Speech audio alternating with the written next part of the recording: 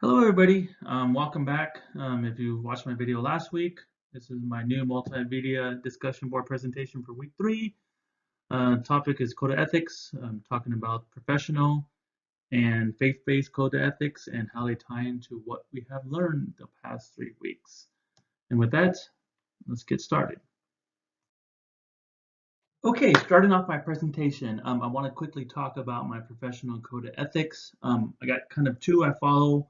One is from being a registered civil engineer in the state of California, I must follow the National Society of Professional Engineers Code of Ethics. We had to take a test as part of our state exam was an ethics test. Real brief, it's really that we hold safety, health, and welfare of society as #1 priority. Since we're building bridges or designing bridges, roads, power plants, wastewater treatment plants, we must always think of the health and safety for the general public. And because our profession is so broad, I can go do a wastewater plant, treatment plant, I can go do a bridge, I can do a traffic signal, is we should only perform services that are in our areas of competence. So for myself, I'm a transportation traffic engineer. I'm not going to go design a wastewater treatment plant, or I'm not going to go design a high-rise building. So that's how we keep safety in mind. We must act as faithful agents to our clients and our fellow engineers or our clients, so we build that trust. Of course, we always want to be truthful. We don't want to deceive anybody. And another big thing is to protect the reputation and integrity of the profession in general, because once that reputation is tarnished, engineers will no longer be respected and trusted moving forward, and then the whole system kind of collapses on itself. Now, working for the county, I have another set of code of ethics I must follow, and that was a policy I had to sign when I started working there, 13 years ago, 14 years ago, and that was a board of supervisors kind of policy they put together. Very similar. The biggest thing is to address fraud, waste, and abuse of public funds, and to protect the reputation of the county. That's another similarity between the two. Obey the law. So we must obey laws that are for everybody. We can't lie, or we can't steal, we can't harm, violence on anybody. So we must obey all laws. And another thing is we must not use our we cannot use our profession here for personal gain. So by doing favors, awarding a contract, or giving one firm work over another, and taking money on the side or gifts. So that is a quick summary of my professional code of ethics. Okay, now on to a religion or a faith code of ethics. I really wanted to take this opportunity to research something that I had never heard of or seen or aware of.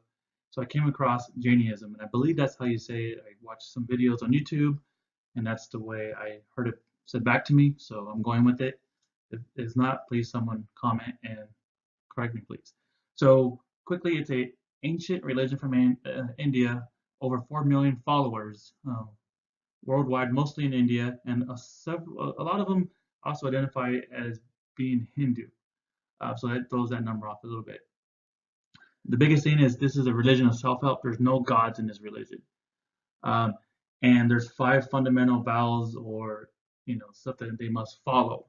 And that's the first one is being nonviolent.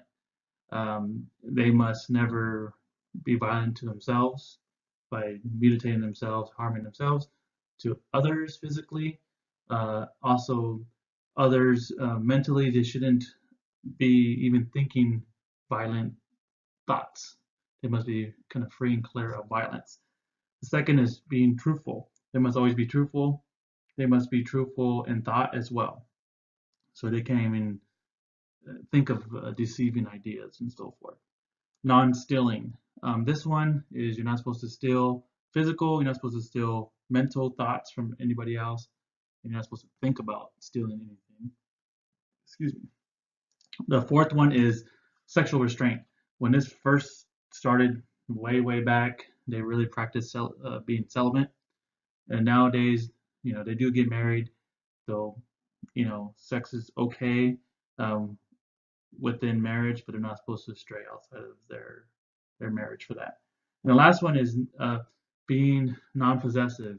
You're allowed to own a car, you're allowed to own a house, but you can't be greedy and you can't rely on that. That can't be your number one focus.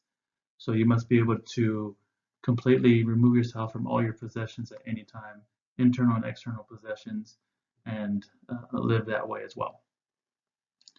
So with that, I will move on to the next. Okay, so now since I've talked about my professional code of ethics and this religion or faith code of ethics with Jainism, how are they similar and different? On the surface, very similar. Um, don't be violent in Jainism, don't be violent in my profession. Don't lie in Jainism, don't lie in my profession. Don't steal in Jainism, do not break any laws in my profession.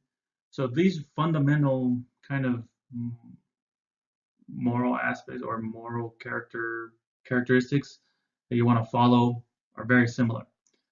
There is a couple in Jainism that are more in my personal life, sexual restraint and not being tied to possessions.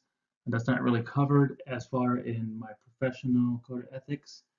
By looking at these different code of ethics, it really seems that these modern, entities, these agencies, these companies, these professions, really stem from these ancient values and ethics and so forth. So I do see a lot of similarities on that. So I will move on to the next. Okay, to wrap up my presentation, I wanted to quickly go over, what I've learned on the code of ethics for Jainism and my profession, and kind of tie it to a theory or a theorist that we've gone over in class. And first one that came to mind was Immanuel Kant, categorical imperative. With categorical imperative, commands you must follow regardless of desires. So even if you desire to cheat, lie, steal, have 10 homes, you're not supposed to. Okay, so you must follow these commands.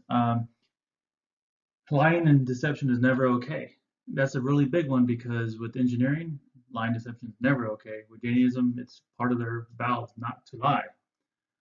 So I see a big connection here with some of the other theories, as far as divine command theory or natural law theory, that's brings in God, and with Jainism, there's no God, and with my profession, that really doesn't get into that aspect. So this is where I see a connection with the two. In closing, I just wanted to say thank you for listening to my presentation on my professional code of ethics and the religion of Jainism. If I had any of the facts wrong, please let me know. I tried to do as much research as I could without spending days and days on it. There was a lot to read. I look forward to watching everybody else's videos and also to comments that anybody may have on my presentation. Have a great rest of your weekend, and until next week, bye.